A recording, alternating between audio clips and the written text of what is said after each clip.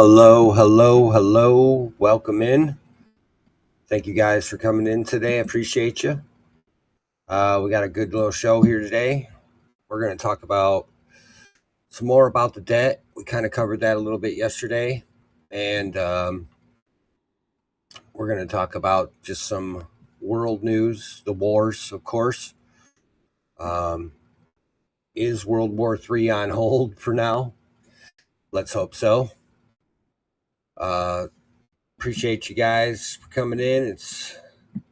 Today is 8/27 of 26, and we're just going to have a good old conversation today. I'm going to show you a couple videos. I got one already picked out here, so we'll get to that in a moment.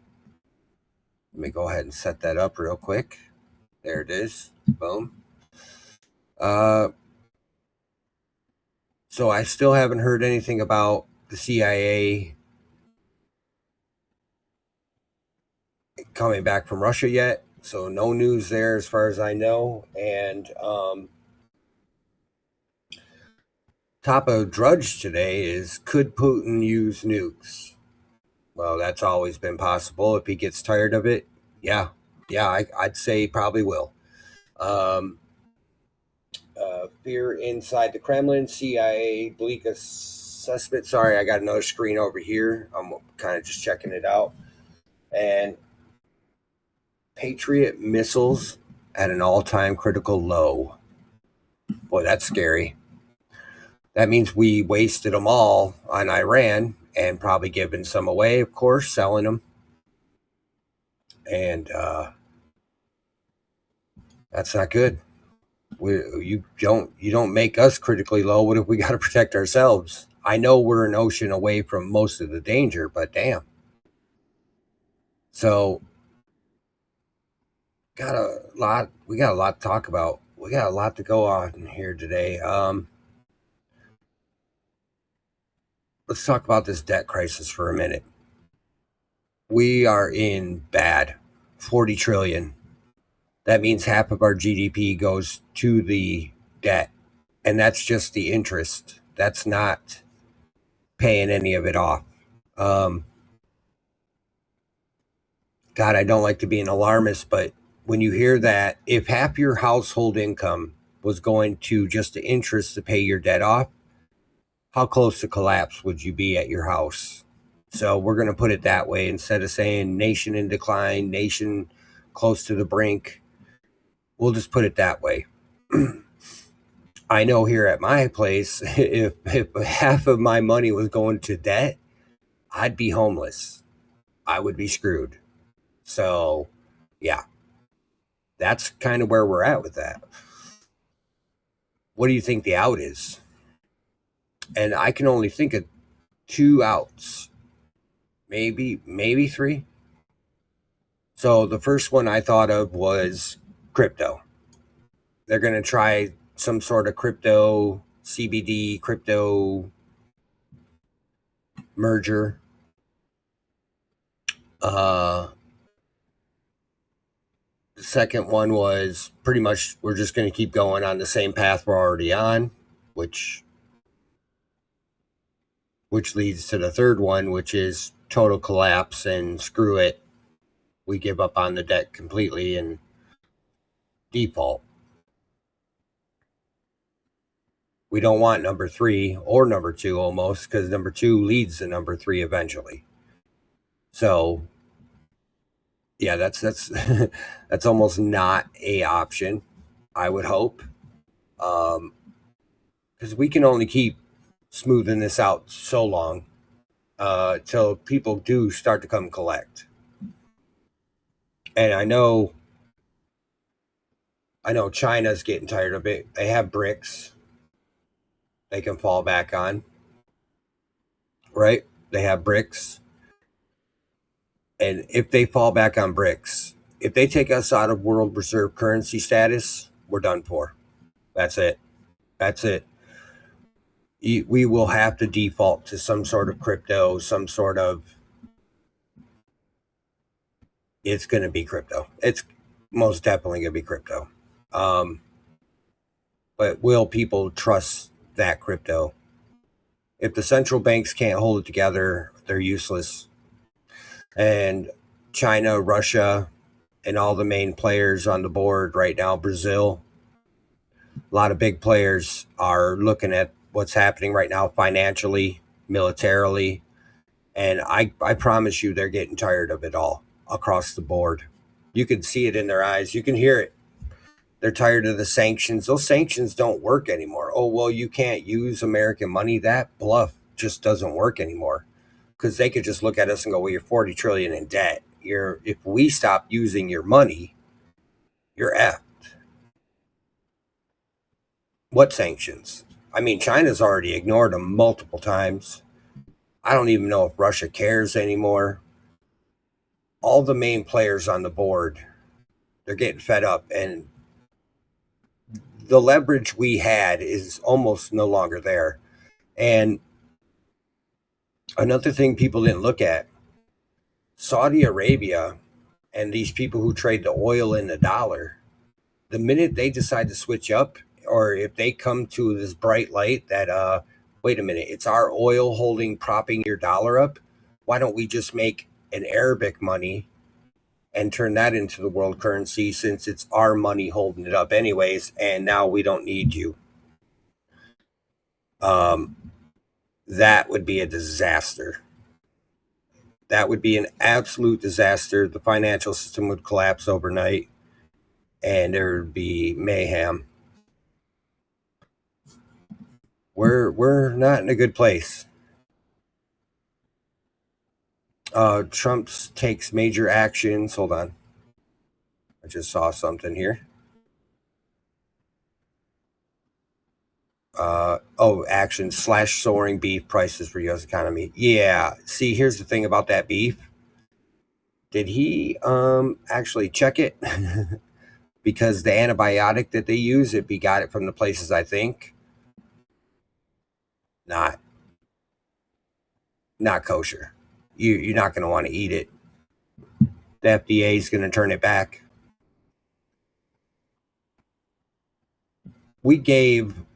I hate to be so harsh on Trump, because it's not just him. It's these fake ass Republicans at this point. We're going to lose the midterms. I do believe that.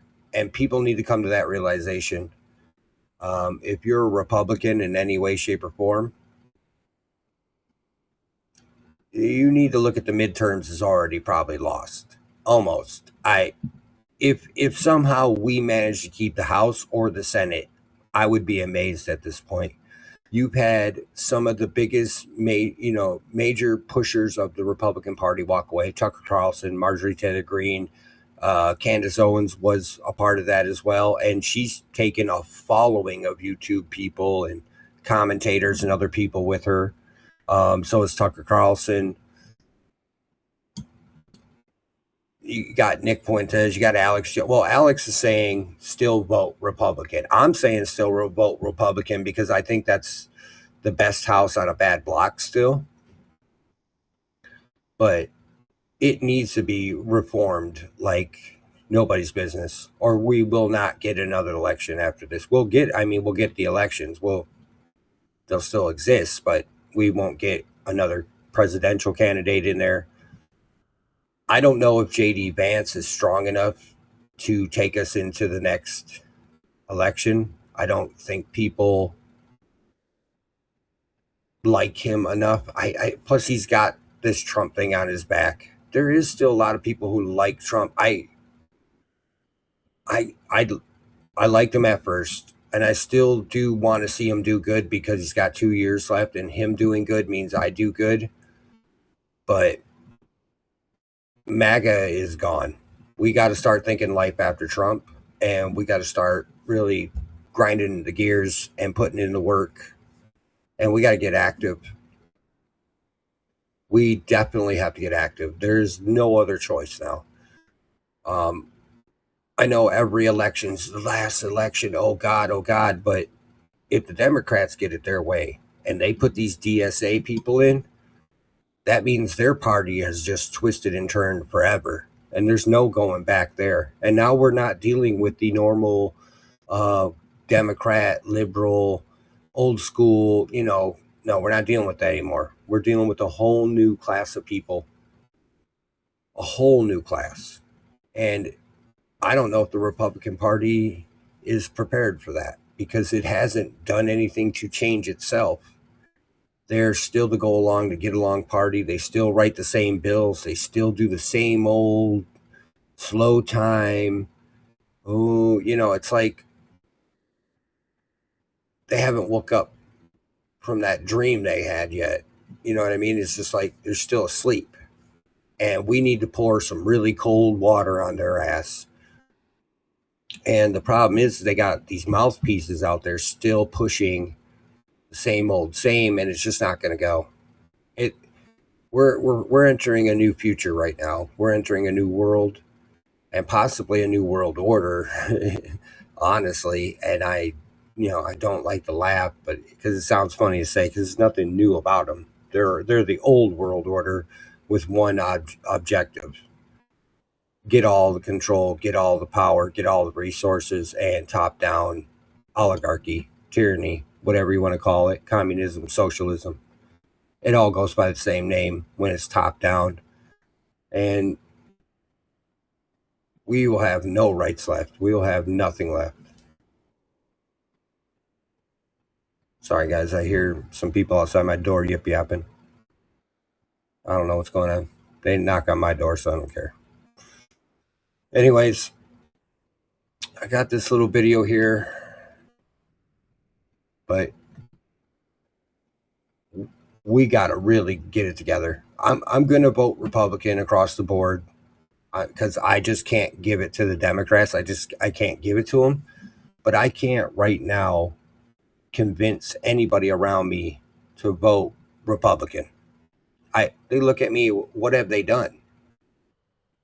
Give me something. Give me something to hold on to. You know what I mean? And that's where we're at. Give me something to hold on to. And the Republican Party, I just look at them. They're better than, when your only answer is they're better than the Democrat Party by a small margin. I got nothing. How can I argue that? They're better by a small margin. Because I got people asking me, well, what have they done? Look at we're 40 trillion in debt, and it doesn't matter who before us. We've done nothing to solve that debt. The Republican Party has added on to it. We've had the House, the Senate, and the presidency for the last 2 years, and we have done nothing to get rid of the debt. We've only added to it. We have done nothing, passed no bills. The Supreme Court wins that we did get are minor victories, maybe some major, like a couple minor and a couple major victories, but nothing that really changes the course of the nation. You know what I mean? They're minor setbacks.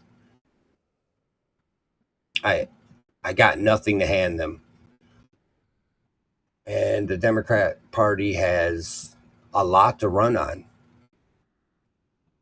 And their juice, we had them defeated. See, my thing is, coming into this, we had them defeated. They were defeated. They were done. They had nothing. The DSA people were falling apart left and right. They were infighting. You had Democrats switching over to Trump's side going, we need some sort of normality. We need some sort of, just regular people, like they're nuts over here. And we had them. Trump had moderates. Oh, sorry. Trump had moderates.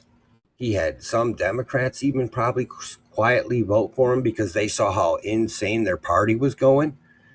And he had the Republican Party. He had such a great victory, and to flush that all down the toilet. And I sit here and I listen to these guys online. I watch a little bit of Owen Troyer. I watch a little bit of Valhalla and other guys, Jesse on Fire, Candace, Big Country. I watch all that stuff. I like these guys, and, I know Big Country was all about Trump.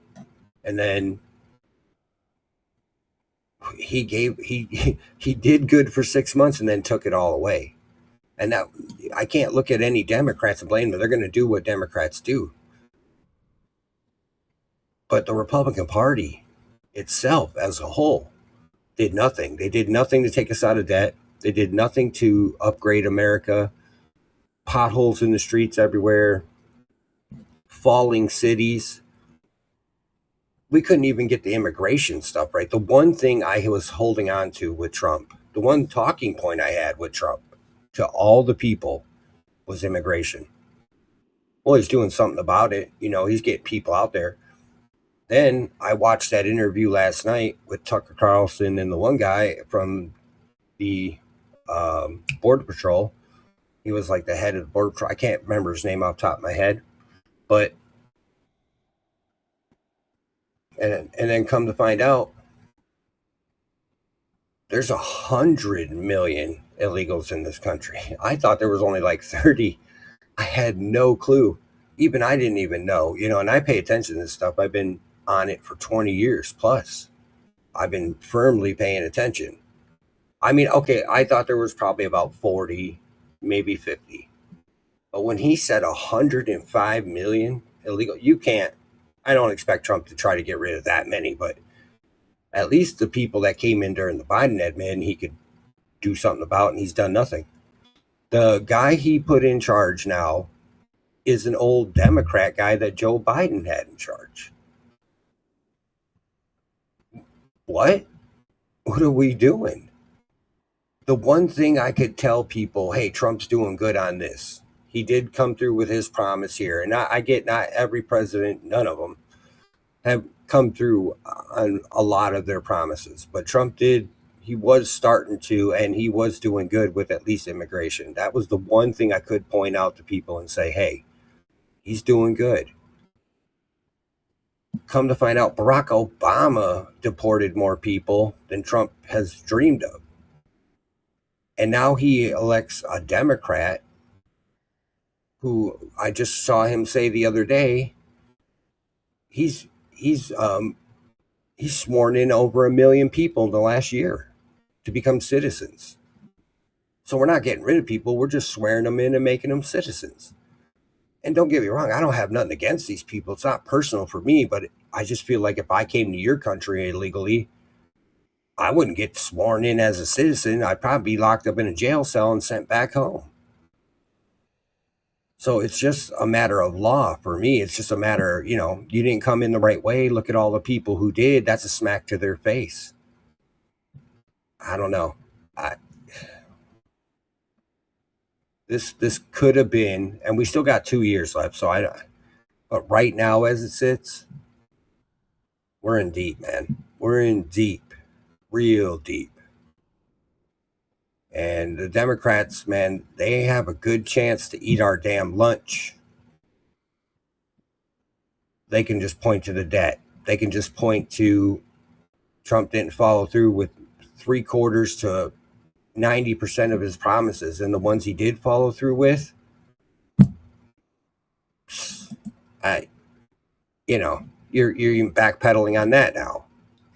Like I said, he put the guy Joe Biden had in place for the deportations now. And it's like, you put a Democrat, dude was a Democrat senator. I can't, I'll see if I can find his name, but like, what are we doing? What is this? We had a great chance here, man. We could have course corrected so hard. And instead, for this Iran war, and that's where it all began. That's where we flushed it all down the toilet. We were doing good until the Iran war. This is one of the most unpopular war. I'm gonna call it a war because that's what it seems like to me. I know it's on hold right now, but it's a war. Let's just call it what it is. All right, let's listen to this clown. Iran now faces a very clear choice with only two paths before them: complete global isolation and a subsistence economy, or a path back to normalcy with an opportunity to rejoin the global economy. Today, we are launching Operation Economic Outcast to foreclose every other option available to the Iranian regime. Treasury has mapped every node, every facilitator, and every network that Iran has used to smuggle oil and evade sanctions. Beginning today, the actions of Treasury and other agencies will tighten the noose and block every potential source of revenue that funds the IRGC and the evil Iranian regime. We are enforcing a zero leakage approach. There will be no minimal breathing space for the regime to rebuild its capacity to inflict terror against America and the world. Except, now hear me out on this. How are you going to shut down let them doing business with Russia? They hold like a little seaway between, it's a closed off one, like it's like a lake or something, like a bigger lake, ocean, whatever you want to call it, that they do business with Russia, and we can't even get over to it. And China, if you look this up, you can Google it. China has a railroad that goes from like the far side of China, like the east side or whatever side that actually is, all the way through China, all the way through Iran, all the way into another country. They literally have like a train.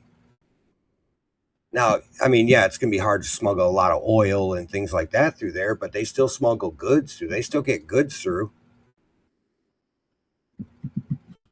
And you better believe right now, China's looking at Taiwan, teeth out,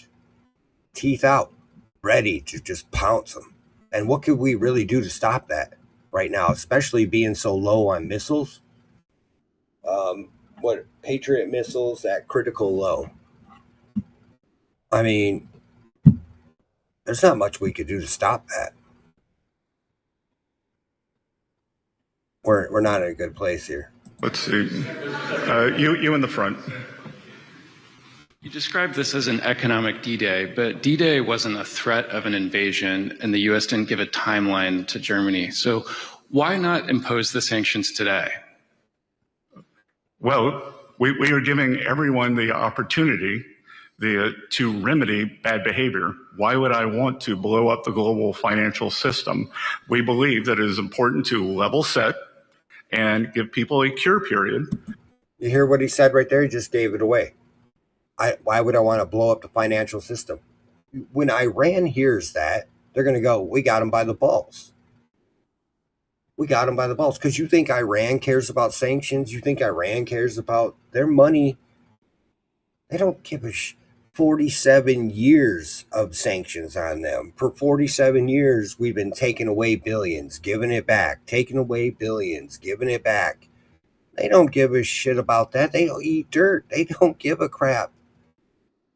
They don't care.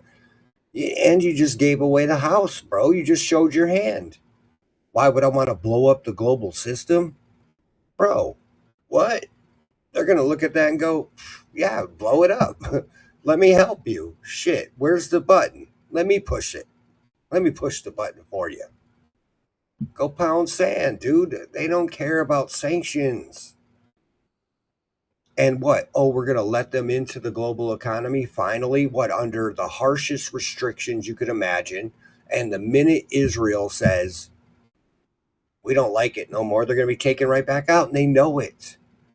They're not going to go for that. That's not going to be a thing to them. That's just stupid. Dude, bro, you just gave it all away. This dumbass clown. Oh, my God. Clown world. We live in clown world. But they should know that will move very quickly and that we are serious. Secondary sanctions are a very powerful tool. And we here at Treasury, this is Gene Lang, the acting undersecretary for terrorism finance. And in the Terrorism Finance Department and at OFAC, the reason we are able to use secondary sanctions is because we do not take their use lightly.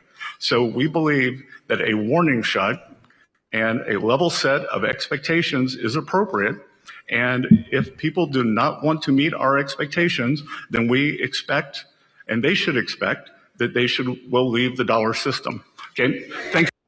You think Iran even a part of the dollar system? They don't care. The only time Iran is a part of the dollar system is when they interact with the global economy. And even then, not when they interact with China and not when they interact with Russia. Two of their biggest trading partners, I don't even think use that currency to interact with each other. So, what? You think they care? They probably want out of the system so that they can open trade on their own and not have to worry about these clowns. And in the Pentagon's threat assessment of Iran, they consider Iran almost an equal. You can look that up. Not even kidding you. They consider Iran almost our equal. I wonder what Alex is going to say here. He's about to snap off.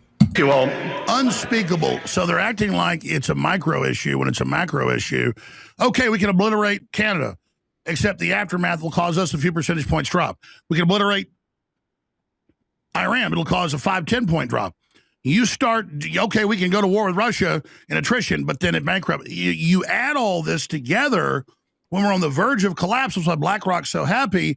This kills the Trump recovery that Kirk Elliott 2.5 years ago when he first started joining us warned could be the only thing if he got reelected would derail it, would be this war that indeed has happened. And what an incredible admission by this head of the Treasury. As you said, I saw the clip last week. We're trying to pull it up where Trump said, well, I don't want to do this. I want to blow up the world economy.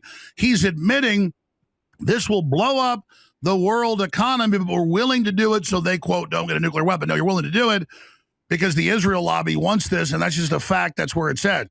And it's not like Dr. Elliott, who was the former, board member of Focus on the Family, pro-Israel's anti-Israel. I'm not either, but I am anti the crazies running it. Netanyahu's going to go to prison if he doesn't expand the war. This is insanity. Dr. Elliott, just unprecedented where we're at. Them admitting we're about to blow up the world economy. It's already blown up. And then the Iranians are like, we're not backing down because they hold the cards. This is a unmitigated disaster. Break down what happens next. Well, absolutely unmitigated. So, number one, either people comply, and you're giving them this grace period, but they're not going to. I mean, here's the thing. They're all dug in. They're all saying F you. The Chinese, the Iranians, our so-called ally, the Indians, say, screw you, we're going to keep buying and selling goods. Yeah, they're all said F you. Yeah, especially China, right? When China needs oil for manufacturing and Iran is China is Iran's number one trading partner for oil, do you think that's going to stop? Well, no, it's not going to. So therefore, the end result is, you know what? In order to win this thing, we're willing to destroy the global financial economy. Yeah, because it destroys the dollar. It doesn't destroy what?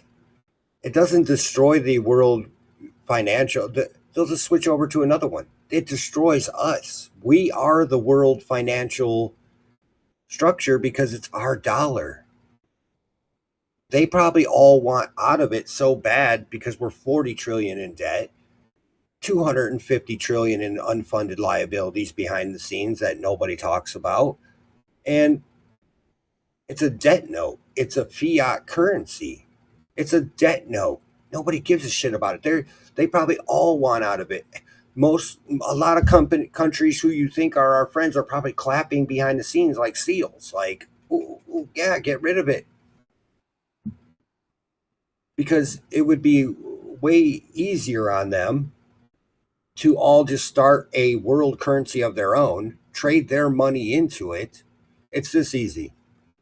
All of them get together, BRICS, start a world bank. They all add a little of their own money, then make money, the new money, world currency out of it. And anytime they want to trade with each other, it's the exact same thing we already do now.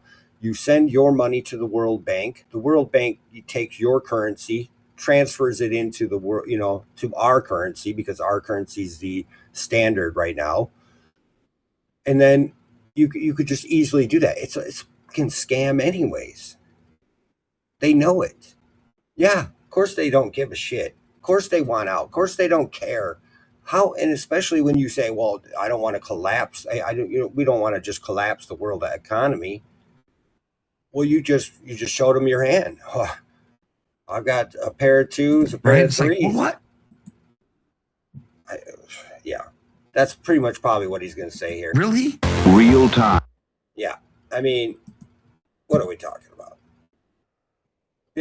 A kindergartner could think that's just so stupid. I'm almost dumbfounded by it. Like, that does nothing. And you're going to also sanction a place that's used to being sanctioned. First about this and the huge agenda of stuff he sent. Dr. Kirk Elliott ahead of Dan Bilzerian and other special guests joining us on this super jam-packed live Thursday transmission. But as soon as I saw this executive order headline, I thought, oh, this is about Canada.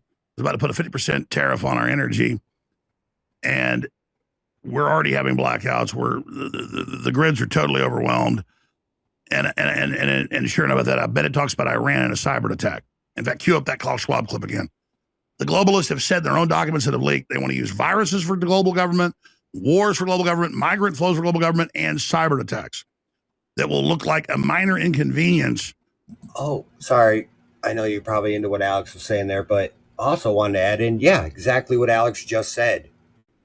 This works out multiple ways. This works out for the globalist ideology, collapse the system, then people come begging for a new system. I mean, order through chaos, right? So create the chaos, create the order. Yeah, I mean, this works out on a multitude of levels. Unless we're about to start a cryptocurrency, which I know Trump did sign something to that aspect, at least accepting Bitcoin, USD, they'll switch over to USD, but that still collapses us as the world currency. And how many people will accept that USD? You already defaulted on $40 trillion in debt. How good's your money going to be after that? You know what I mean? And then you're no longer the world police, and now you're military. Yeah, you're strong still. You know, I'm not taking anything away from the U.S. military, but what happens if all their militaries? What happens if China, Russia, Iran, Brazil all gather their militaries and decide, you know what? You can't take us all. Now you're not the world police. Get out of here. And I'm not saying necessarily they go to war with us, but what they can push us out of there. I mean, we're only on boats. We do have some bases across seas, yes, but those bases could be. Look at what Iran did. Iran took 6, 7 bases out, just one little country. Now imagine you got China, Russia, and Iran all working towards the same thing, and and I'm pretty sure Turkey, they're a little traitor in the box. Guaranteed, they're on that side of the world, so they're gonna go along with that. I guarantee it. Turkey already does stuff with China and Russia, and they're not going to stop. Yeah, this is stupid. Compared to COVID and Klaus Schwab's words. So this executive order is a big deal, and it triggers all the other executive orders where they can even suspend Congress for 6 months. I'm not saying that's coming, but when you see Trump, if I saw a Democrat doing this, I'd be alarmed, more so probably. And in fact, there's no doubt. I've got a little bit of a bias here that I'm having to cycle through my own mind and kind of psychoanalyze myself. Putting out stuff on True Social. Were you loyal? I'm going to win in 2028. I'm running for president. I'm a king. I should be a king. You'd say Trump's trolling people like him renaming the Lake of Ontario the Lake of America. Very cute, very funny. But at the end of the day, what did all his jokes about you'll be our 51st state, screw you, our hockey team will kick your ass? Mark Carney, the former head of the Bank of England, the globalist, had a 14% approval rating. Their party was out of power. Trudeau was out of power. They then rallied with that and won. And now they're like, oh, Canada will lose this trade war. Yeah, it'll hurt them worse. It'll hurt us too. We predicted all of this, and now Trump is going along with all that. So I want to play clip 44 here in a moment, and then Klaus Schwab. But just in general, the globalists want to get a full war with Iran, and it's a perfect time. They're already saying Iran's launching attacks on water systems, power plants, energy systems, to then blame whatever happens or launch an attack and blame Iran. And I'm not defending Iran. They've made a bunch of threats, so if it happens, we'll look at them as suspects. But they had to send Ratcliffe because Russia's getting ready to hit Europe. This is a major... Yeah, Russia just amassed a 1 million-man army. They're about to go take Ukraine. And there ain't a mother thing we can do about that. Or it'll be the beginning of World War III. Truly. Like people keep saying we're in World War III now, but it's more of a Cold War than it is a hot war. Obviously, we don't have troops on the ground really in any place. So, yeah, that goes hot, it's all over with because now you're messing with nuclear powers. Crisis. We got Trump truly trying to off ramp, shutting down Netanyahu, not meeting with him. That's a good thing. Got Joe Ken on tomorrow, former head of counterterrorism. Trump is moving in the right direction. And the weird Trump apologists, white pillars, Trump loyalty syndrome people, they go, oh, you're not back with Trump. You're not allowed with Trump. No, I'm allowed. I don't want to be back with Trump. I was never with Trump. I was with 1776. I've never, doesn't be in a club. As Charlie Chaplin said, I wouldn't be part of any club that would have me. I'm trying to get Trump right on issues. It's not about me. It's not about you. It's about the issue. So I'm seeing a lot of good moves suddenly from Trump. We hope to accelerate that. Yeah, you got to call balls and strikes. You got to be fair. Look, if you would call Biden out on this stuff, then you would have to call Trump out too. If you would call any Democrat out on this stuff that is happening right now with the economy, with the wars that are happening, with all the stuff that is going on, with that guy coming, Scott Bessent, I think that, no, the other guy, I can't remember. I don't even care what his name is. He's an idiot. With that guy coming out and literally showing his whole hand. Well, I don't want to collapse the world economy. Ooh, I'm sure Iran does, because then there's a new order, and they can probably deal with them over having to deal with us. I was thinking about this earlier. Trump is good in some ways, but in a lot of other ways, he's not. And when we put him in this second time, and this is kind of our fault too, we didn't suggest anybody to go in really with him. We didn't put the Republican Party that would pump the brakes when needed, go forward where needed, and really do the other stuff behind the scenes that need to be done. And Trump is good at some things, and then some things he's just not there. He just doesn't get it. You know what I mean? He thinks power, power, power. And that's good in certain aspects. And then in other ways, you need a like, you ever heard the saying, cooler heads prevail? Well, that's for a reason, Look at the chaos that's happening right now. Look at all this. And I don't think it's 3D chess. It's checkers at best. He's put a lot of pressure on Tom Homan and DHS to accelerate the deportations. You just saw Greg Bovino on about that, giving Trump credit. So we're just going to call balls and strikes, folks. This is not a place where we pick items to like, oh, you're criticizing Trump. That means you're a Democrat. No, we don't want Trump to make mistakes that empower the Democrats. So back to back, here's Trump. And this is hilarious at one level, but when you read the room in Canada, this will only make the globalists posing as pro-Canadian look like good guys. Yeah. And they want to plunge the Canadian economy, put them into debt to control them. That's all part of a larger agenda. So not a good move in my view. And then that goes into the other clip that I mentioned. Yeah, Klaus Schwab. Here are the clips. This is Lake Ontario in Canada and in the United States. But we're going to make a little change. We're going to call it something different than Lake Ontario. We're going to call it Lake America. And all it takes is a good pen and some intelligence. So Lake Ontario, that's gone. Lake America. So now we have a lake, and now we have a Gulf, because we have the Gulf of America, and now we have Lake America without the of. Thank you very much, everybody. Enjoy Lake America. Pay insufficient attention to the frightening scenario of a comprehensive cyber attack, which would bring to a complete halt to the power supply, transportation, hospital services, our society as a whole. The COVID-19 crisis would be seen in this respect as a small disturbance in comparison to a major cyber attack. That scary ass James Bond villain looking mother. Man, what the? They got rid of his ass. Probably because of that. I mean, the only thing he was missing there was like a cat, like one of those bald cats that he could be stroking. You know, that sick mother man. Oh Jesus God! And this is what we're dealing with, ladies and gentlemen. These are the people. These fucking clown worlds. That's the people we're dealing with. How are we losing to that? How are we losing to that? Well, because he's not. He's a puppet, really. The real mother effers are behind the scenes. You never know them. You never get to hear them.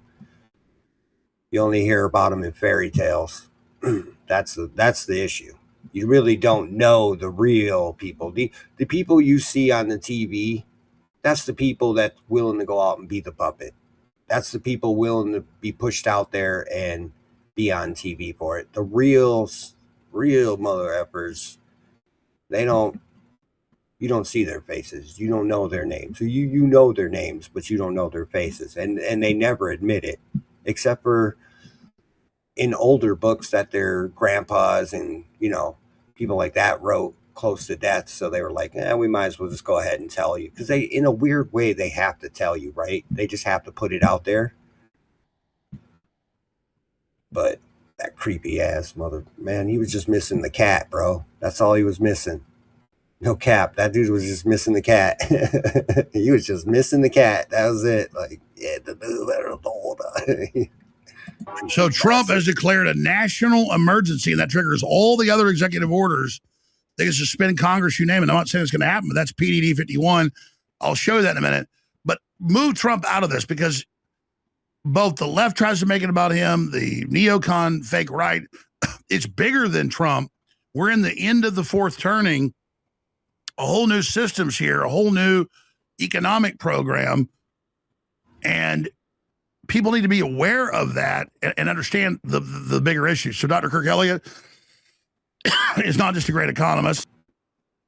The problem with it is we don't have a choice. We're going into some sort of reset. Now, whether it be the globalist reset, the New World Order, the World Economic Forum, whether it be what Klaus Schwab just said, or whether somehow we gain control of it and take ourselves in. We're 40 trillion in debt. Half our GDP goes towards paying just the interest, not even the debt. You're not even paying towards the debt. Imagine you buy a car and half your payment, or half the money in your household actually goes towards just paying the interest payment. You're not even paying off the car itself. You're just paying for the interest payment. Imagine that. That's what that is actually. So we're going into a reset of some sort, and we don't have a choice. But it's whether we can grab the reins of that reset and steer it the way we want, or the World Economic Forum, New World Order, whatever you want to call them, whether they hold the reins and steer us in. If they steer us in, it goes without saying, I think you understand. Let's listen to Alex here.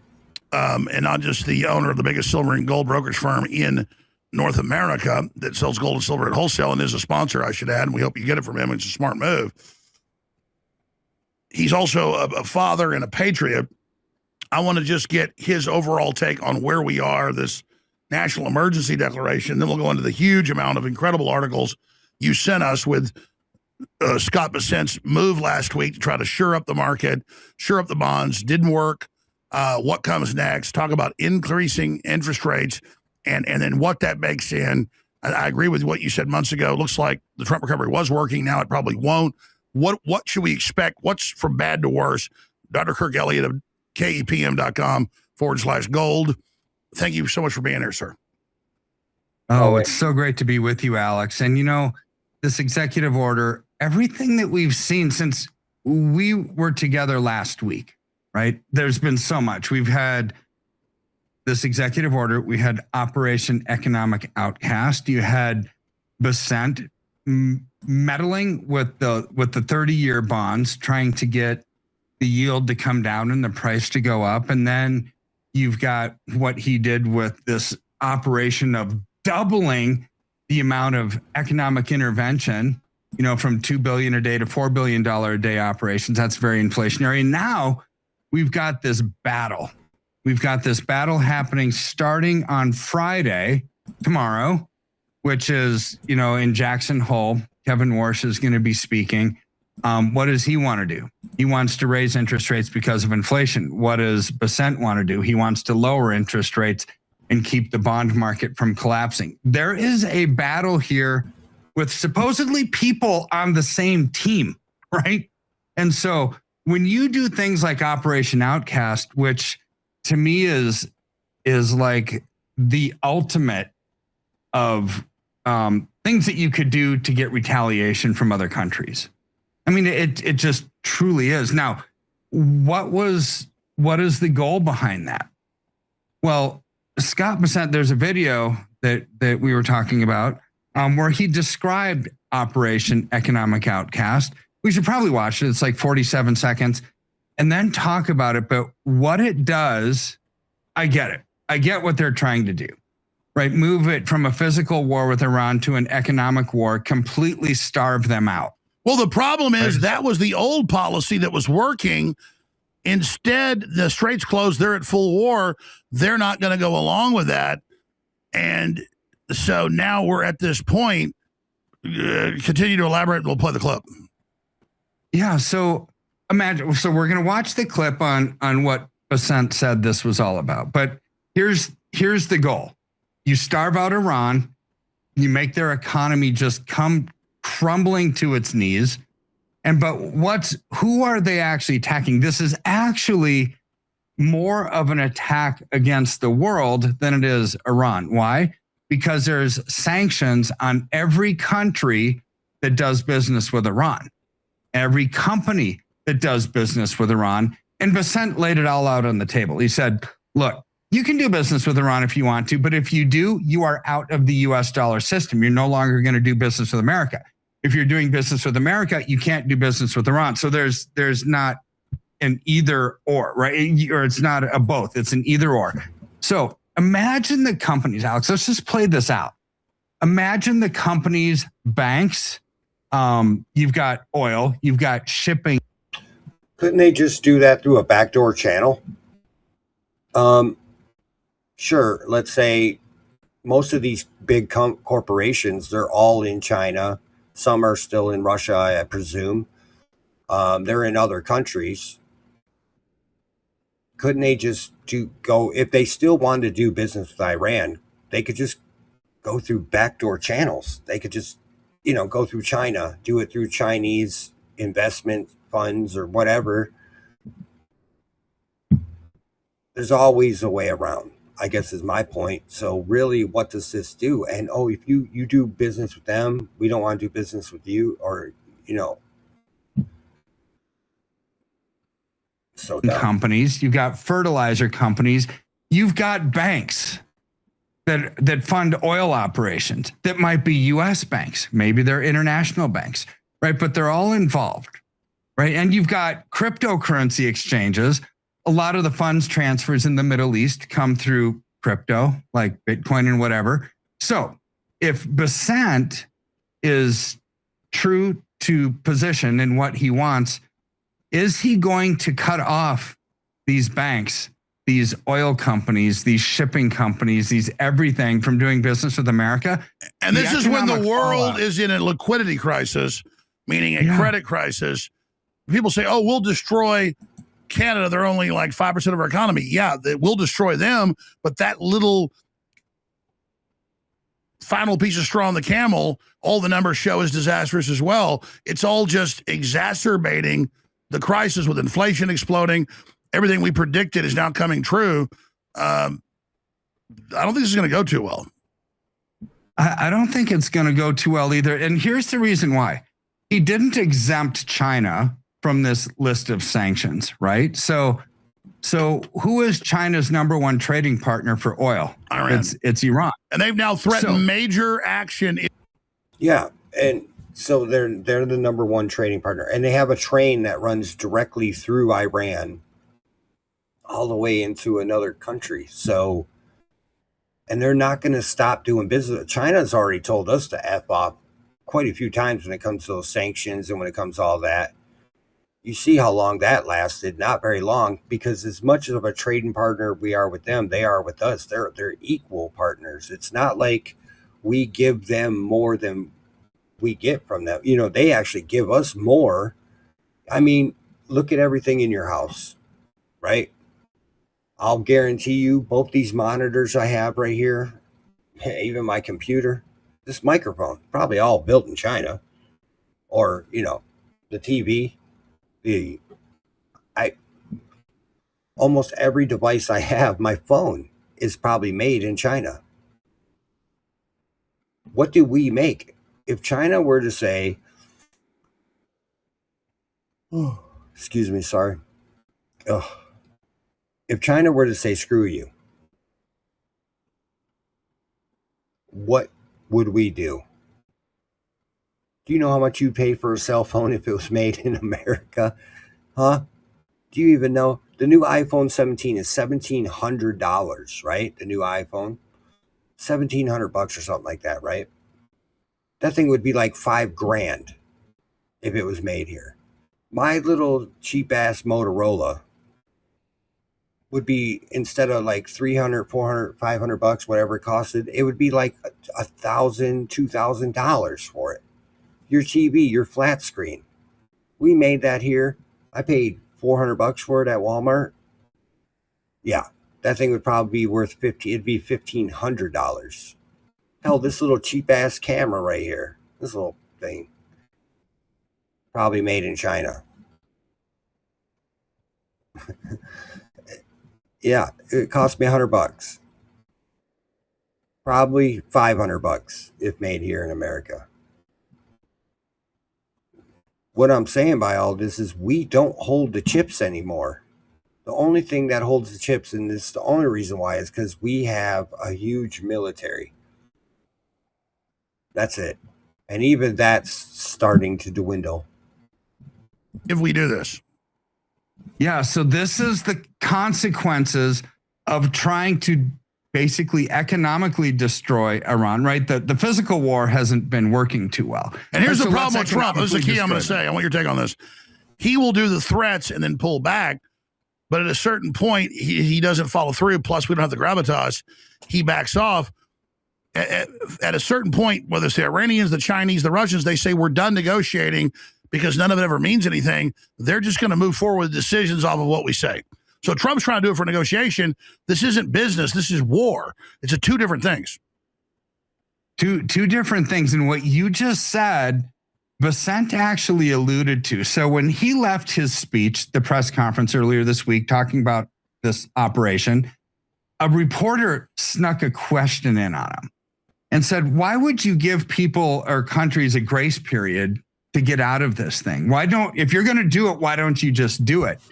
His answer was very peculiar. He said, do you think I really want to destroy the global financial system? So that's an admonition that if you do this, you are destroying the global financial system, which means, is this just another negotiating tactic?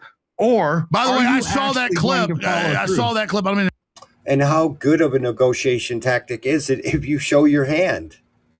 If you just said, I've got a flush, but then when you show your hand, you got a pair of twos and a pair of threes. But, I try to give the government more credit and not think that they're stupid, but I'm beginning to think they're stupid. I'll crash the world economy. Well, Iran don't give a shit. And that's a great negotiating chip for them. Interrupt. That was a huge clip I meant to play. That was, what's the name of that clip? We need to pull that up. That was, right. I forgot about that because he just shows it's a bluff. The whole point of a bluff is don't say it's a bluff. Sorry. No, and he said it was a bluff. So now you're making this huge press conference, this huge big deal. You're trying to do economic warfare against Iran so you don't have to do physical warfare. And it's like either you're going to be shown as this was a bluff and you're a liar, or you're going to have to follow through with it. which would destroy the global economy. Neither one of those is a good outcome. Destroying the global financial system or being exposed as a liar and a bluff. Neither one of those are good options, but yet that's what he said. I mean, this is not going to have a good outcome. Either way, I don't see. And by the way, you're a huge Trump supporter, and I've been as well. People will attack us saying we're being negative. No, we're being realist here. So what do you think's about to unfold? Yeah, you got to be truthful with yourself. At a certain point, you got to go, okay, something's not right here. Something's going on. You know what I mean? Like, and you have to call it for what it is. Can't live in freaking la la land. You know, oh, everything's great. I'm blowing rainbows out my, you know what I mean? No, it's not all good in the hood. And I got to call it for what it is. Especially when Besant sits there and says the quiet part out loud. I mean, what the fuck? I'm trying not to cuss. I'm really trying to, I want this to be not kid friendly, but I want family friendly, at least, my God. But, oh, Lord in heaven, wow. Okay, here we go. Let's keep going. Oof, well, I think what's about to unfold is something even bigger than what this Operation Economic Outcast is, right? Because let's just say that that's a bluff. What's not a bluff is what's happening now, right? So Scott Besant last week, since we did our last show, what did he do? He increased the operations of Treasury operations from $2 billion a day injection of capital in U.S. Treasuries to $4 billion. Okay, so this is a lot. I mean, let's just play this out financially. He doubled QE. They didn't call it QE, but really it's worse than what Janet Yellen did during COVID when you had massive amounts of QE, but you still had low interest rates. This is massive amounts of QE with higher interest rates, right? So I think we all saw the financial damage of COVID. This could be worse. So let's actually do some math here. Let's just say there's one operation a day, $4 billion a day, 5 working days a week, right? That's like 269 days a year. That's well over $1 trillion of extra injection. In addition to the $1.1 trillion of interest that we already pay on our debt. So now we're up to $2.2 trillion. Now, that's not enough because Besant wants to bail out the bond market. That's what this is all about, right? He wants to make sure that the bond market doesn't fail and that the Japanese don't actually start dumping U.S. treasuries or any other country for that matter on the open market because it would kill the bond market. So what's he doing? This is where the world is seeing that the emperor has no clothes. How do we know?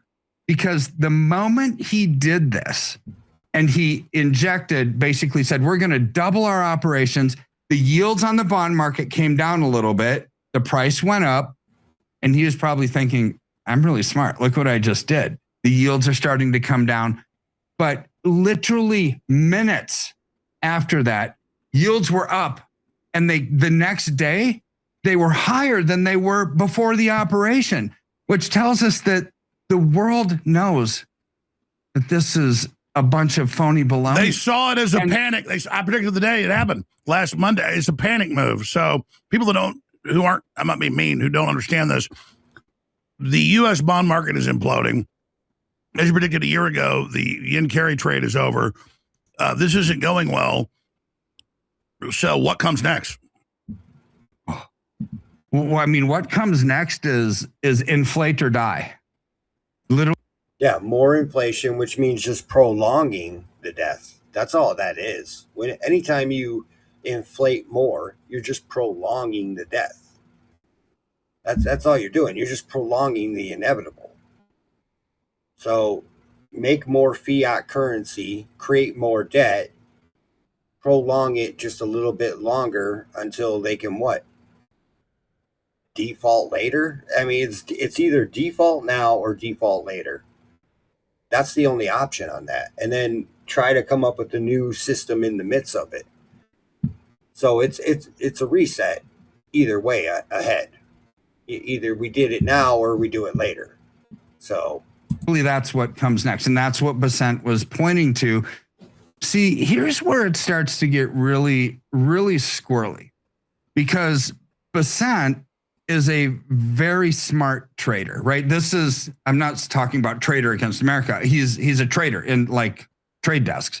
So this is what he's done. He's worked his entire career doing this. So he's ticked at the world and at Americans who say the US bond market is toast. It's terrible. The dollar is sinking. And he's actually manipulating the price instead of manipulating during a crisis, right? So his former boss, Stanley Druckenmiller, actually spoke very harshly about him. So Druckenmiller, ultra billionaire, huge, massive hedge fund, very smart guy. It's who Besant used to work for, right? So he comes out and he says, you know what? The bond market, the U.S. Treasuries, is the most stable of all, should be the most stable of all prices on the planet. It's the blue chip of everything. And people make decisions investing based on the price of 30-year treasuries, right? So people can only act on information that they have, right? So what Druckenmiller said is he just destroyed stability in the markets, because if people make actions globally on the price of the 30-year treasury, what did he just do? Besant just basically said, price doesn't matter. We are going to manipulate the price. So here's the difference. You can manipulate and try to get out of a crisis, but when you start manipulating the price, it's not reacting to a crisis. It's reacting and making sure a market goes in the direction. Well, he was saying we're already in a in. crisis. That's what I said last Monday when I started. I said that he's declared a crisis. I'm a lay person, but making this move there, this desperate move, to me signaled a new crisis. Yeah. I mean, okay. So making a new crisis versus making a crisis worse, that what they just did is made a crisis worse. So you have to have price transparency on the market. There isn't any anymore. See, when the yield went up the day after he made this move, Alex, that tells us the markets already knew that we were fiscally irresponsible, that the world was in trouble. That's why bonds. Well, it's were like the priced manipulation away. of oil prices, where they say oil's at 80, but translated to a barrel, it's 120. That works a while, but then it loses confidence. Then it's even worse. Yeah, it becomes intense.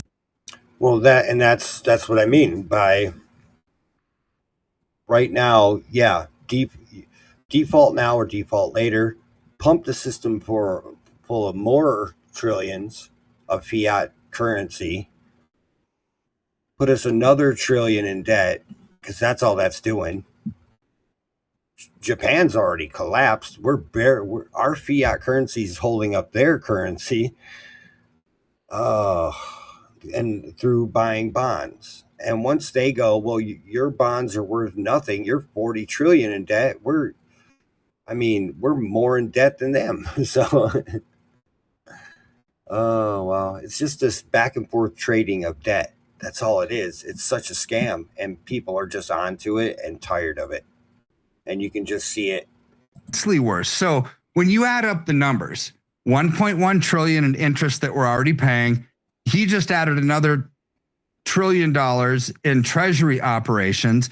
Now add to that, it's like, this might not be enough, because he made an announcement that said maybe we should open up our general treasury account, basically the bank account for the treasury, which should be saved for a rainy day. There's $950 billion in that. So they opened the door to that. All of this screams quantitative easing on steroids. It screams we are at the end of our rope. We have got to inject capital. We have got to inflate or die. This is what this screams. You're absolutely right. I'm telling the guys to take this clip out and put it out. We're at the end of our rope. It's true. We're not being Chicken Littles here. This is happening. Dr. Kirk Elliott, stay there. Let's talk about the different scenarios that unfold from this. Is there a way to have a soft landing from this? No. What's the soft landing?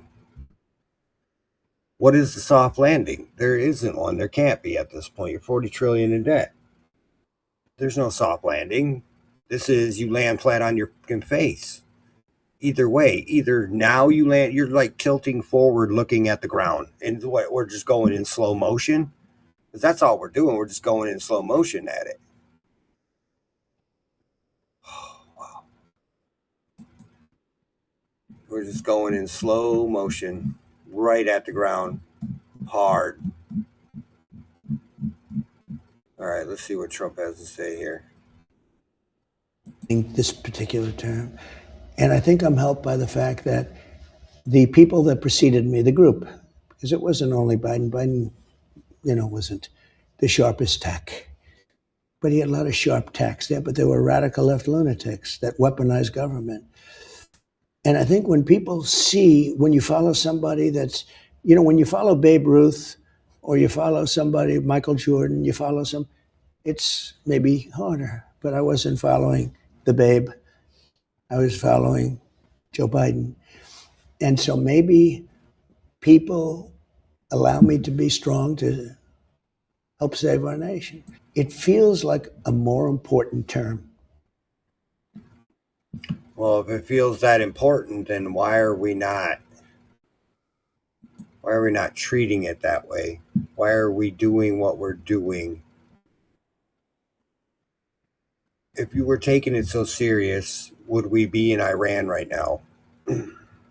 Would we be here at home working on our own stuff and not falling apart at the seams? You know what I mean? It's meaning this particular term. All right, let's check this video out. This is the guy I was talking about earlier from Border Patrol. That is at stake now. Somebody better damn well say something, and I'm going to say something, and there may be a segment there. There's a full interview with him on Tucker Carlson's network if you guys want to check it out. They did it yesterday, I believe, and it was a pretty good interview.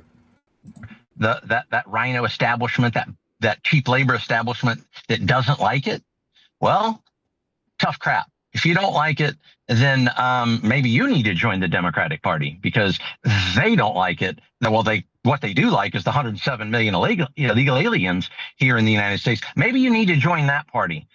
Get on board or get out of the way. Real time, uncensored. Yeah.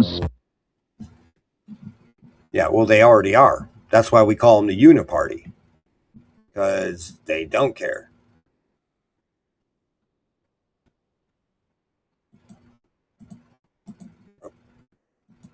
Context, what is the state of illegal immigration in the United States today, to the extent that we know? Like, how many illegal immigrants live in the United States? How many have been deported since Trump got elected, et cetera? Like, where are we? Tucker, thanks for having me. It's good to see you. Of course.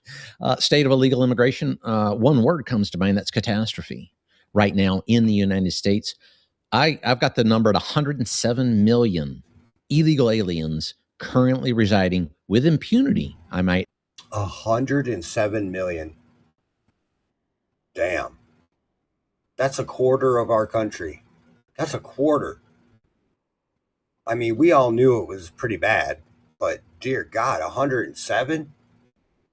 Holy Jesus. Add in the United States today. 107 million? 107 million, one quarter of the population. We've got 330,000 approximately American citizens. Add another 107 million onto that. I think you can look around in any state, any region, or any city in the United States, if you're just a regular American citizen, and say, well, you know what? There's an awful lot of illegal aliens and foreigners in our country. Yeah, I mean, it's a completely different country because it's got a completely different population, and you're discouraged from saying that for some reason. People are bullied into silence on the question, but I mean, it's not the same country. It's not even close. And, better in some ways, worse in a lot of ways, but it's totally different.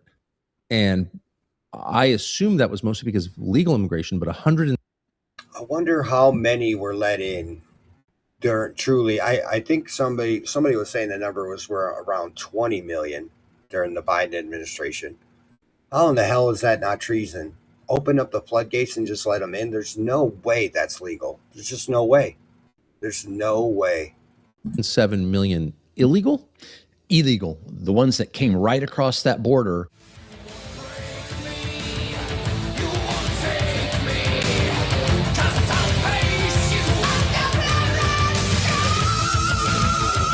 Well, about 5 months ago, he got removed.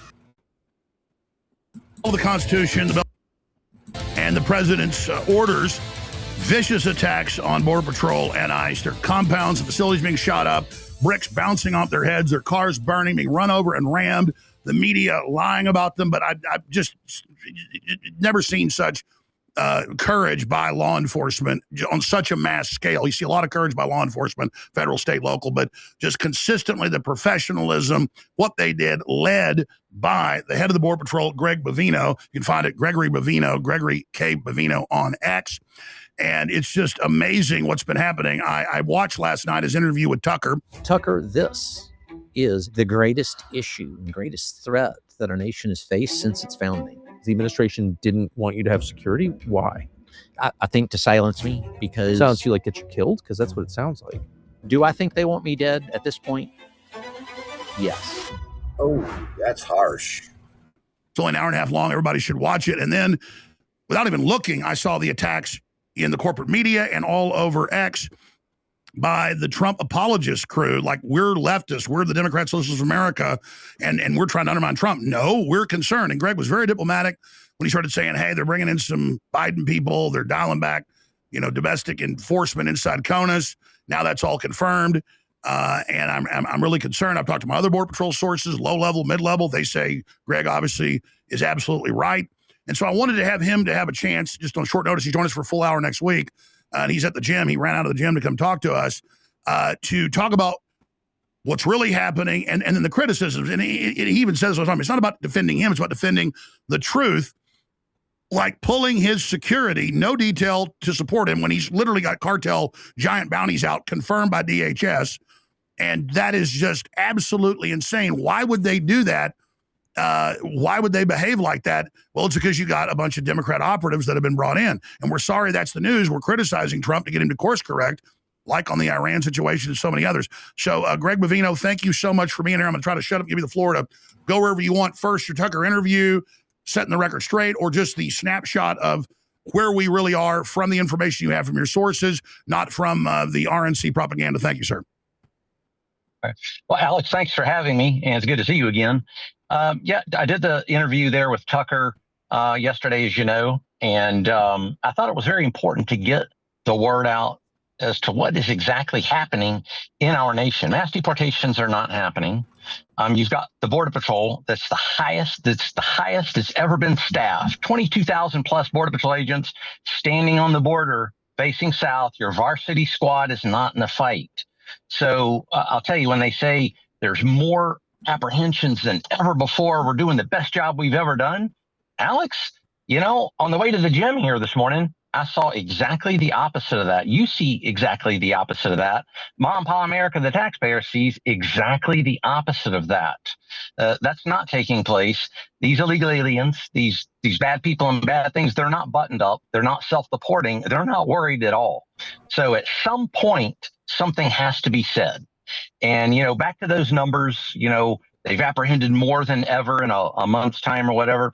One thing, Alex, that I find very interesting, and this is from my sources, my Border Patrol and ICE sources, is why are we counting border crosser numbers in those interior apprehension numbers? Doesn't that seem a little disingenuous? And even more so, isn't that what Hussein Obama did along with Tom Holman back during that regime, counting border crosser apprehensions and making it look like you're removing those individuals from the interior of the country when, in fact, they just came right across the border? That's not the way that works. We don't need to pad numbers now.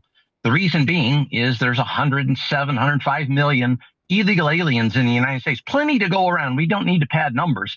We need to put handcuffs on illegal aliens everywhere they are in the United States, starting right now. And if we don't do that, and here's probably the most important thing that I talked about on Tucker and with you and I talked about this last time as well. is that our culture and our very survival of a nation is at stake. Now, a lot of people want to criticize me for that, for worrying about the survival of our nation. When you have 107 million illegal aliens, how do you think that's going to turn out, folks? Folks, especially those ones that want to criticize them, you're more than welcome to criticize. Hey, I've got some thick skin.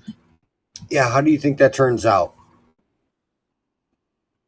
When you don't acclimate them to the rules and laws of America, when you don't teach them what it is to be an American, when a quarter of your population could care less about the Bill of Rights, the Constitution, when they could care less about any of the laws, really, because they don't understand them and know them. They're learning it like as they go, kind of, but they don't care about the Bill of Rights. They don't care about the Constitution. They don't care about your family that fought in a war, that's buried in a cemetery. You're being literally replaced, and a quarter of your nation has just been filled up by people who could care less about any of that, who could care less about who you are or what your family's about or what any of that's about. I mean, what? And 107 million, my God, yeah. And it's not that big of a deal, but your very survival is at stake here. Your culture, everything that you hold dear as an American, that is at stake now. Somebody better damn well say something, and I'm going to say something, and there may be a segment there, that rhino establishment, that cheap labor establishment that doesn't like it. Well, tough crap. If you don't like it, then maybe you need to join the Democratic Party because they don't like it. Well, what they do like is the 107 million illegal aliens here in the United States. Maybe you need to join that party. Get on board or get out of the way. Well, let's talk about the responses to the attacks. They try to spin that no, your security wasn't pulled, when on record it was. They try to say your 100+ million is false, even though I've been tracking this forever. And if you look at the presidencies for the 30 years I've been on air, it's above 100 million. And so that's probably a conservative number. Anybody that lives anywhere in the country knows most places looks like the majority of people are illegal aliens. My God, it's just all over the place. It's totally insane. And, then it's an obvious stunt, which Obama and Biden did, to count at border apprehensions as internal. And back at the time, you were the first to nicely and politely and diplomatically say 5 months ago and 3 months ago on my show, you got a little more intense each time. Hey, I know the people being brought in. Here's their names. These are actual Democrats. We have basically stopped all internal enforcement other than people with like huge felony records. And that's all admitted. So no one can deny that that's a shell game to say border apprehensions. But from my information and the videos and my sources at the border, both local law enforcement and Border Patrol, they say that they're being pulled off certain areas, that a lot of bureaucratic moves are being made to actually allow an increase through, and that we're not at 95% apprehension now at the border, and that we're actually getting... No, because the corporations got to Donald Trump and said, we need these low-wage workers. Because they don't want to pay Americans the actual wage. And the reason why they can get away with paying them such a low wage, food stamps, welfare, welfare in general, healthcare, food stamps, and the fact that they will live in houses together, whole family, like 2-3 families will live in a big house together. They'll bunk up. And American people don't do that. We like to live on our own. We like certain comforts, and that we've created. We deserve because we created it. This is corporations. This is the government itself working on behalf of those corporations and not on behalf of the true American people. That's why you have 107 million illegals in your country, is because corporations can pay them just enough to live, just enough, and they'll live together, like I said, in houses together and do all that. And it's not about competing. We set the country up so that we could live properly and do certain things, so we wouldn't have to compete with third world people who we knew would come in here and work for a lower wage, but we set it up for a reason. And if inflation wasn't so high and so bad, the amount of money you make per hour wouldn't be so bad. It's all in tandem. It's all in hand. It's all one hand to the other, one hand to the other. No. Leakage now, and that now a new caravan is on the way, and Trump points at Spain being invaded by these Moroccan Moor invaders, which took them over 1,000 years ago, took hundreds of years to kick them out. He says, you vote for Republicans or you'll be like that. Nobody's denying Republicans are better. We just want what we were really pushing for. It's one thing to shut the border down. It's a totally different thing if you aren't actually deporting people by the millions. Speak to that, please. Exactly. I'm so glad you mentioned the caravan. What a fantastic segue into what we're going to talk about. How can a caravan form, Alex, if you've got massive interior enforcement going on? It won't form because they're not going to cross the border knowing they're going to run into Border Patrol agents and ICE agents and federal law enforcement agents in the interior, except they know they're not going to run into ICE and Border Patrol in the interior. What this does is when you don't have interior enforcement, that does affect that border. As you say, the leakage. Things happen on the border there because once transnational criminal organizations and just your regular run-of-the-mill illegal alien realizes that all I have to do is get past those guys in green on the border and I'm home free and nobody will ever say anything. I'll probably get amnesty. Because remember, worst of the worst is amnesty. Code word for amnesty. All I got to do is get across that border. That's how a caravan forms in the first place. They have to know that when they get to that destination, that, well, there's going to be some relief there somehow. And that is the relief. That shell game you're talking about, it's worse than a shell game. It's a pure fraud game as to what's happening here. And, I think regular everyday Americans see it.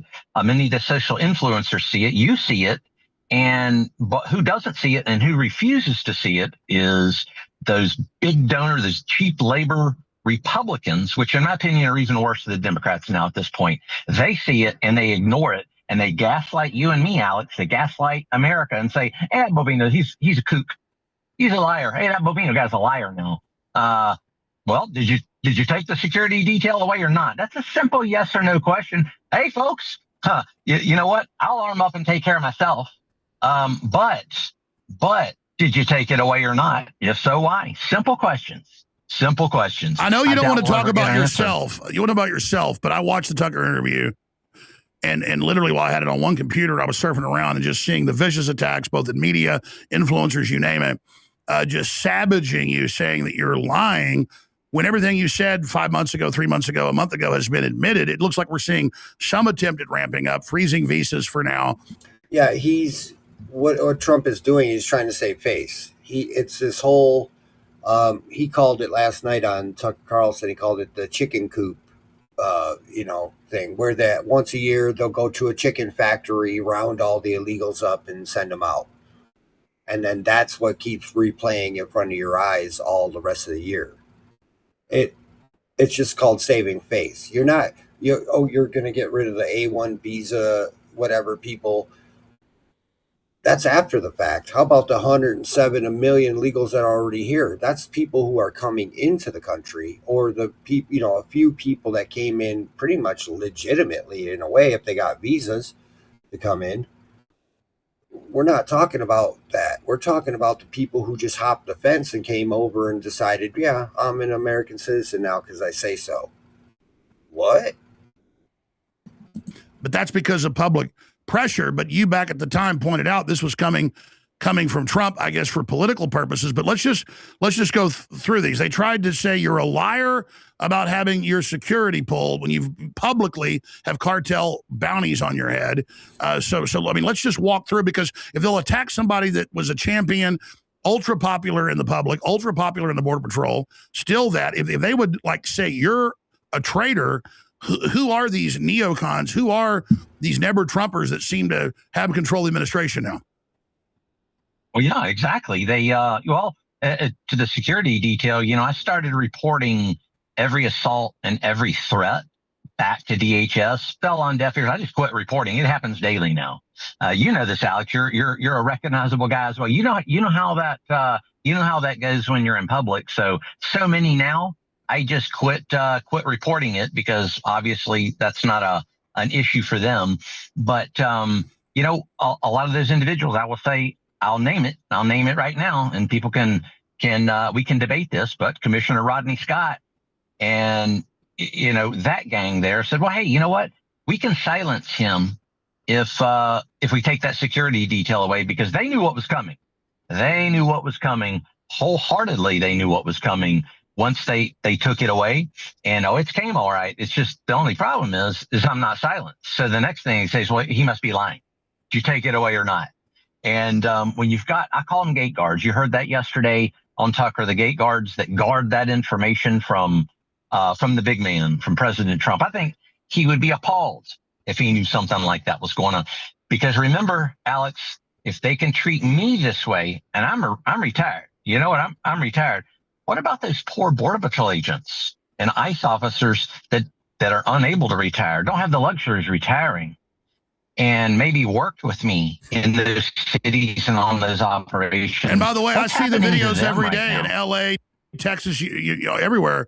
They're being more viciously attacked than ever. It's just not even hitting the news. When they're going to arrest people at meth labs and fentanyl labs and human trafficking, the idiot left is attacking them more than ever.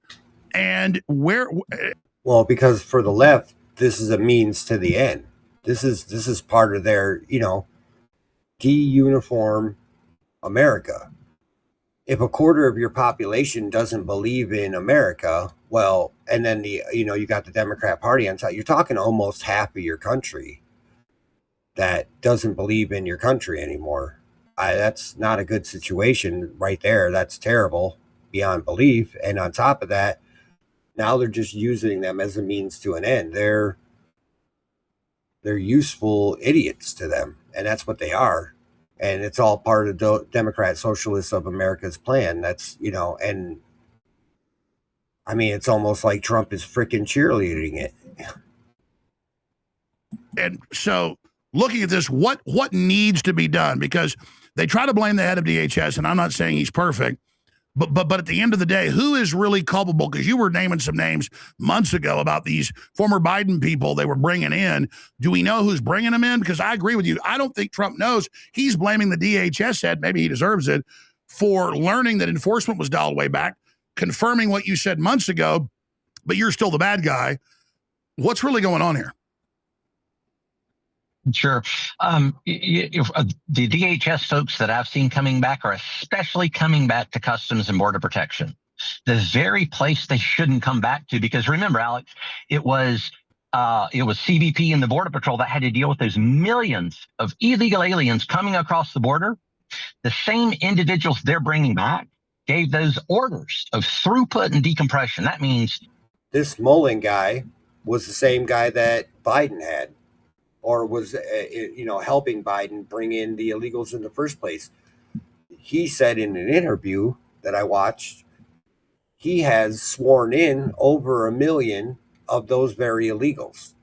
So that doesn't sound like he's trying to get rid of them. If you're trying to swear them in, come on. Bring as many across that border as you can and send them into the U.S. Those people are coming right back into Customs and Border Protection, right back in to the ground zero troops that deal with illegal aliens on a daily basis. Absolutely unbelievable. Now, you might say, well, but why is this? Bovina, you're a kook. Why is this? Well, I'll tell you what's going to happen in the midterms.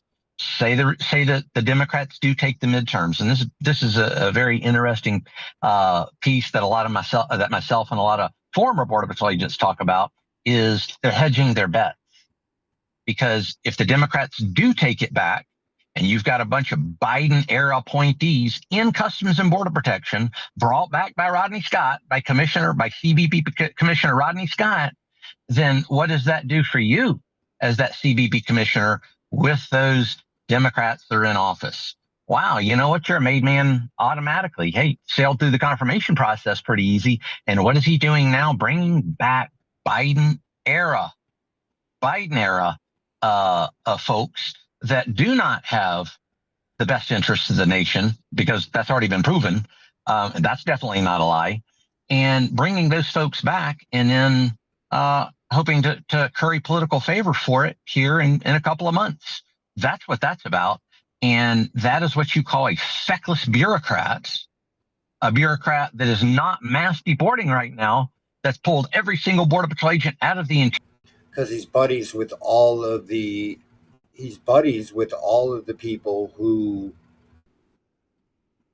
need those workers, who want those workers. They don't need them. You got American citizens. That's why you have so many American citizens on welfare and whatnot, because we're not willing to go out and work for that cheap ass labor. I'm sorry. It's like, why would they hire you for $20 an hour when they can hire this guy for $11 an hour?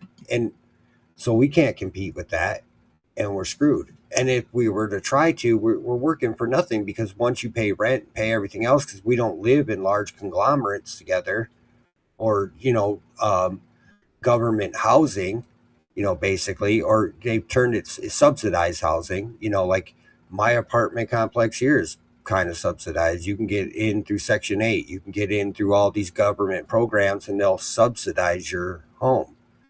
I mean, I know that a few people around here don't work and they get their bills paid. So, yeah, that's what it is. They're subsidizing their housing and then working for cheap. It's insane. Interior doesn't want them anywhere in the interior. That's your varsity squad, Alex. As you and I have talked many times before, that's your varsity squad. Those are your interior enforcers that have done that for 102 years, the U.S. Border Patrol. They know how to do it. They're your, I guess you could say, your expeditionary force to go in and pacify regions. Yeah, and then you can do things like worst of the worst or targeted once an area is pacified. It's not pacified now, not with 107 million. Well, look, I'm not an expert like you, but you throw up a big net, that's how you catch the bad guys. I mean, you got to throw up the big net, then you're going to get everybody. You do. You get everybody. We call that total spectrum immigration enforcement. And that happens to include worst of the worst in targeting. It's just, it includes everything else, like Trump's visa revocations, or going after Social Security benefits, not allowing them to rent houses, not allowing them to have bank accounts, don't allow them to send remittances through Western Union back to whatever failed country they came from. It's all that roll up into one. Alex, this has to be total warfare. Total warfare. It has to be every single element. And most importantly is mom and pop America, the taxpayer. There's the part that has not been brought in here to this overall war. Yeah, all of our small towns, all of our small cities, even our large ones too, then all corporate. It's all corporate, because Trump is friends with all of them. Guaranteed. And the minute he brought that up, they came to him and said, "What are you doing?" No, we need that. Don't you dare. And I guarantee that's exactly what happened. Because remember, he started off good. He was starting to get rid of them. He was putting Border Patrol agents in every major city. He had them waiting outside their works, even, their jobs even. So, guaranteed, he got the call.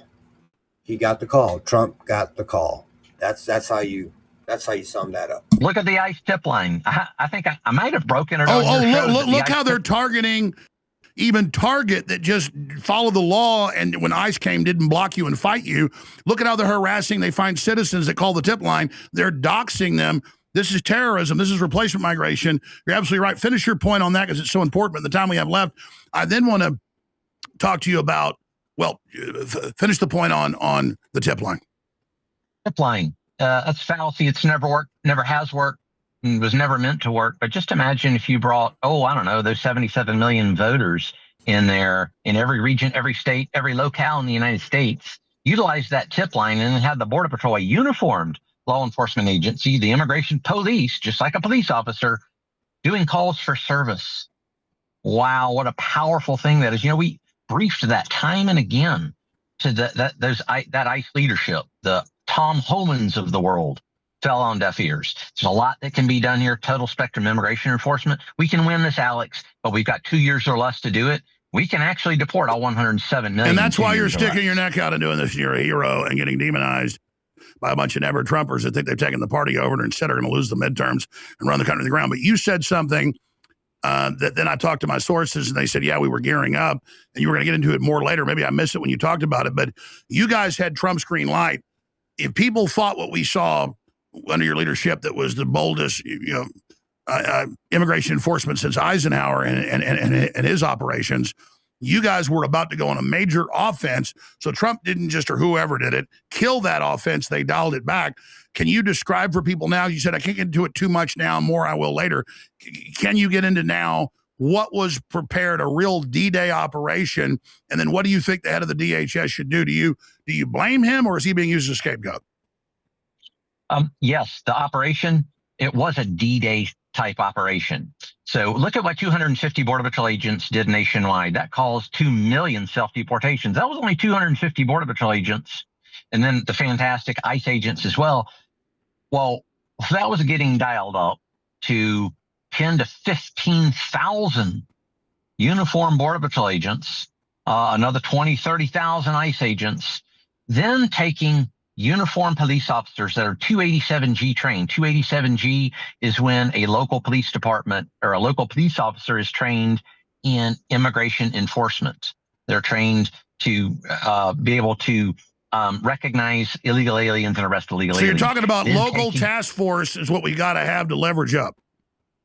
Local task force, and then that task force assigned to us. So you've got 60 to 70,000 uniformed. Remember, uniform is so very key here. Uniformed immigration police conducting those operations in conjunction with that total spectrum immigration enforcement that we're talking about nationwide, simultaneously at the same time supported by the U.S. military, supported by those large cruise ships steaming out of the United States with tens of thousands of illegal aliens on them to whatever port of call they're going to, and removing these people wholesale. And it's not a hard concept, but that strategy was on the books. Sure. And I don't think Trump stopped it, Alex. I don't think, you know what? I've always given Trump credit. I think that he was for that. I think the gate guards, the Rodney Scotts, the Tom Holmans, short stop to that. Well, let's speak to that, because for my sources, which yours are better, it's exactly true. He's been chewing them all out. And Holman comes off as a likable guy, and you know. Yeah, but if Trump says to do it, don't they have to do it? I mean, how can they gatekeep him? Can't he just say, well, you're fired, get out of here then. I'll find somebody to do it. You know what I mean? It's like, I kind of believe that and I kind of don't. Him well, but I don't even see him a lot in the news now. It's almost like he's hiding. Let's go ahead and just call it what it is. Spade's a spade. We're not trying to be mean here, but what's really going on? Because I see Holman pop up every once in a while, and I'm sorry, it's a stream of diarrhea. Yeah, I had high hopes for the guy. I really thought he was going to be the one. And now come to find out, he's the one, all right. The one holding it all back or something. I can't imagine if Trump says do it, though, they go, nah, well, then you're fired. Get out of here. I'll find somebody else to do it. It's not true from all my information. What's going on with him?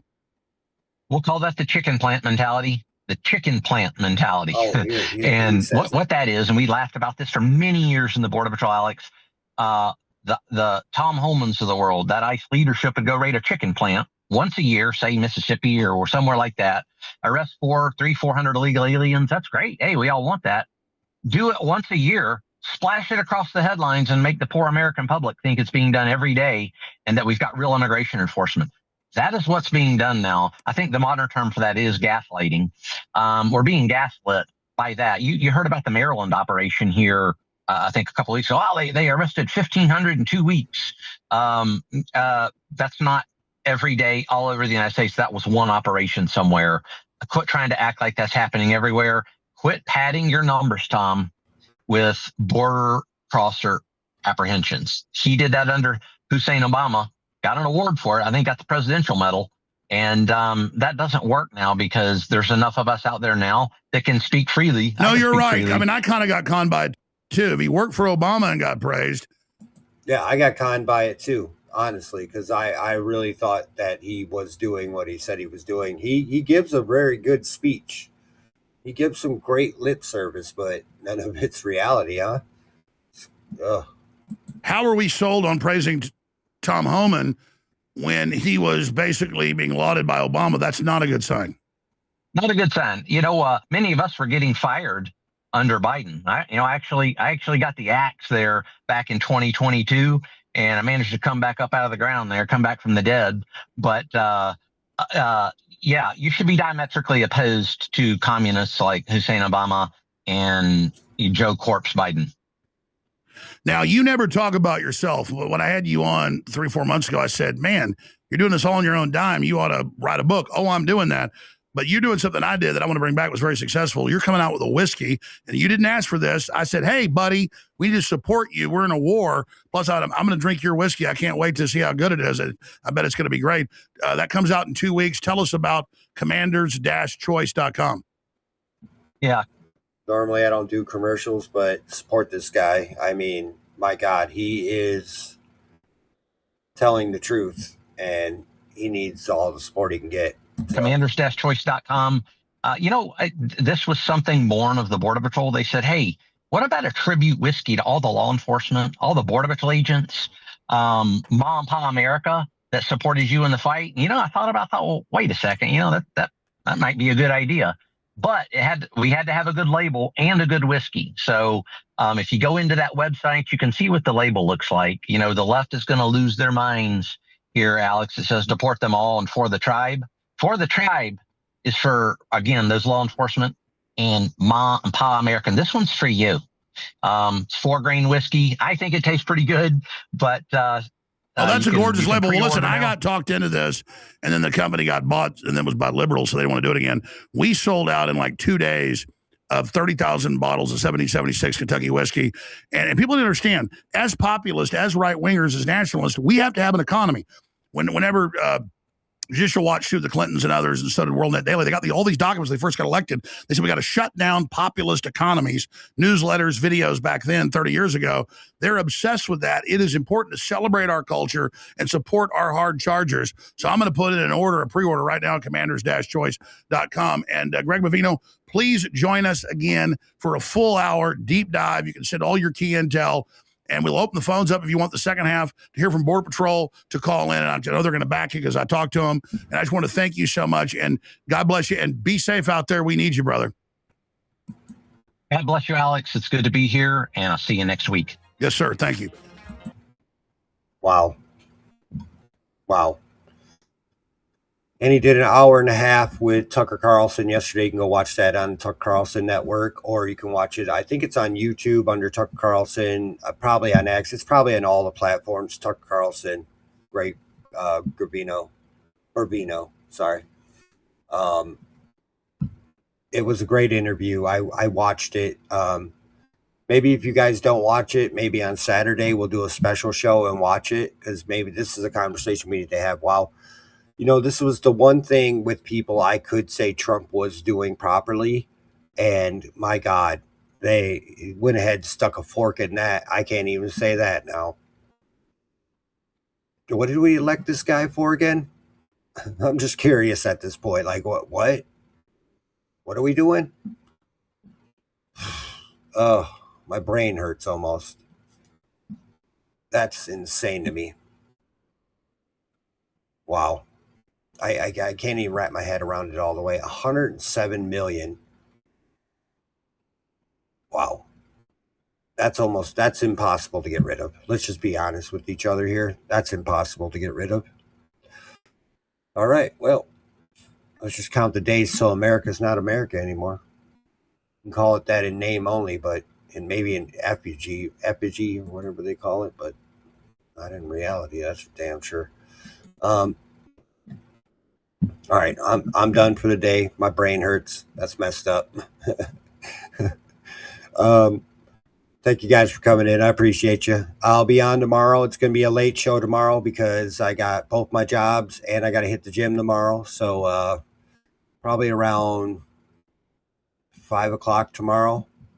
I'm sorry I don't have a scheduled time. I work 2 jobs, guys, and I gotta hit the gym, man. I gotta get that swole on, and I definitely gotta work my 2 jobs. Gotta make that money somehow. I don't make anything off of this, so this is all just for fun. Anyways, guys, I appreciate you. Much love. Thank you for coming in. Thank you for joining me tonight. We will see you tomorrow for sure, though. Maybe I'll do a from the car stream or something. I don't know yet. We'll see. It might be from the car, or it might be just when I get home from the gym. after my 2 jobs in the gym. So thank you so much for coming. I appreciate you. You guys make this the reason why I do it. I love it. I wish I would have started this years ago, but I was too chicken shit to get in front of the camera. But I just sucked it up one day and started doing it. I used to do a gaming stream, actually. And yeah, it was fun, but